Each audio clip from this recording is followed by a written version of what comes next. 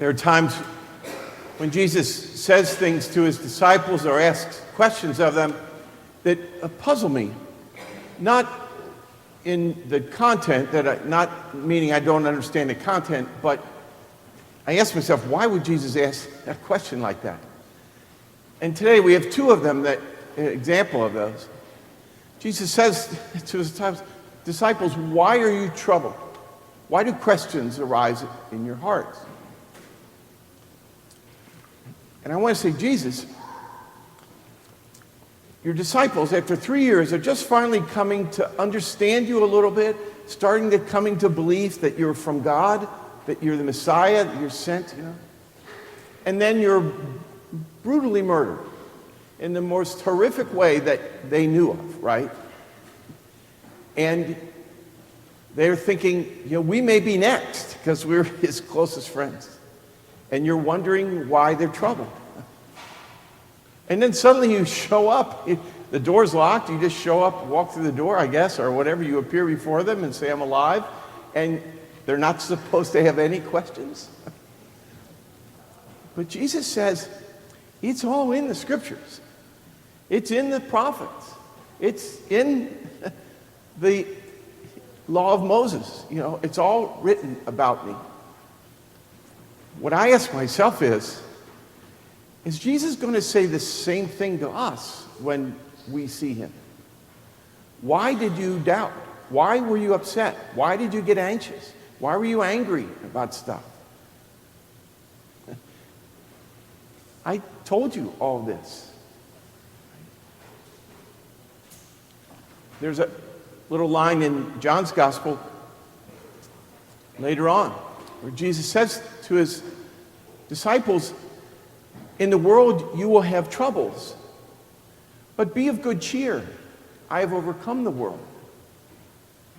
Every time I read that, it strikes me, and especially this week, I've been thinking, I'm not always of good cheer. I'm often not of good cheer.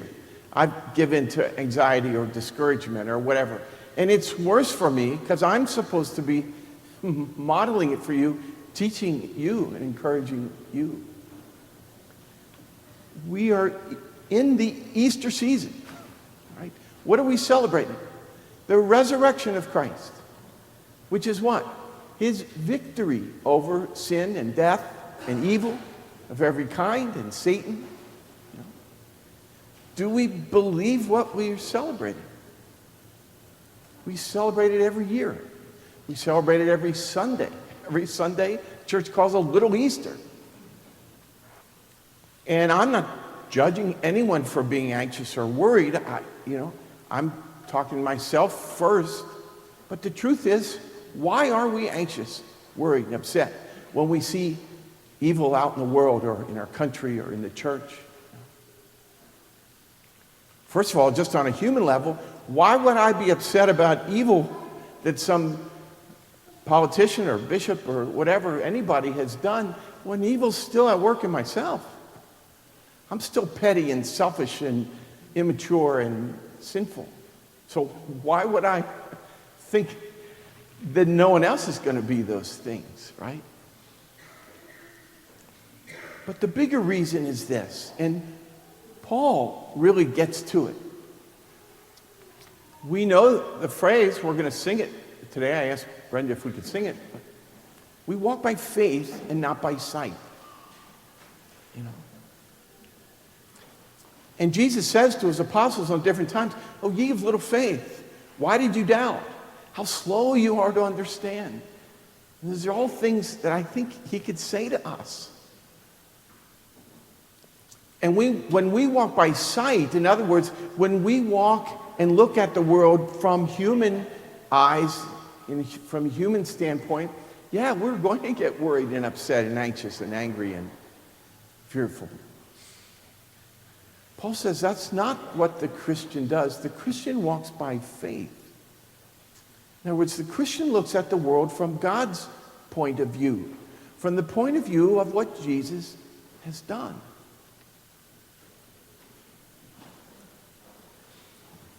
There's a great line in a contemporary Christian song, there are a couple of lines. I don't know what you're doing, but I know what you've done. I'm fighting a battle that you've already won. If we really believed that, how would we be? Would we be able to retain that peace in our hearts, right? Paul says, have no anxiety at all. And I'll repeat that at the end for a different reason. So, what Jesus says to us is, this is taken care of, right? And now you have to live in this. We haven't seen the complete elimination of evil, but we've seen the victory. So we should walk by that faith, right? One of my favorite lines along these lines is from Psalm 116.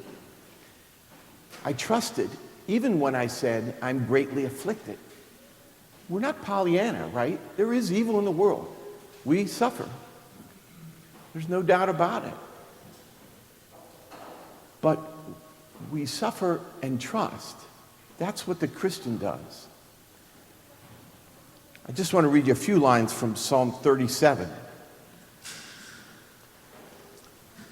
Fret not because of the wicked, for they will soon fade like the grass and wither like the green herb. Trust in the Lord and do good. Commit your way to the Lord. Trust in him and he will act. Be still. Wait patiently for him. Do not fret over the one who prospers, or the one who carries out evil.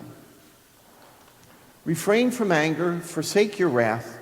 Do not fret. It only leads to evil. I love this. Stop fretting about this, that, or the other thing, So how do we do it? I think there are some ways we can help ourselves to do it. One is to keep reading about the victory, right? This week I've been listening to a lot of, on YouTube when I work, sometimes I just turn on Easter at King's College, and hymn after hymn, Easter hymn after Easter hymn playing, and it kind of sinks in there. But Paul says, when he says, have no anxiety at all, but in everything, give your prayer to God. This little novena I've been praying, Jesus keeps saying, part of the prayer is, Jesus, you take care of it. Jesus keeps promising, I'll take care of it. The truth is, he's already taken care of it, right?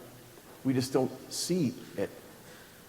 And so, we will suffer. There's going to be evil. We're going to see it. We're going to have the evil done to us, etc.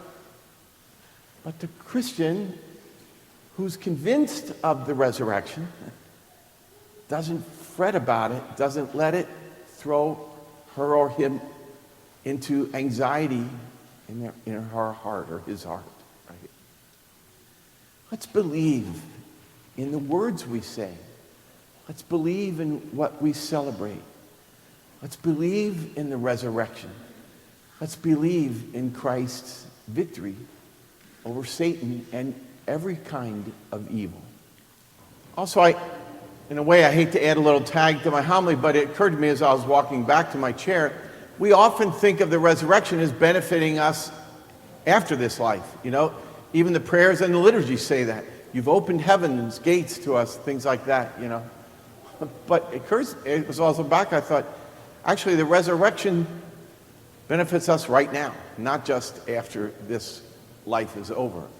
So let's take advantage of that benefit.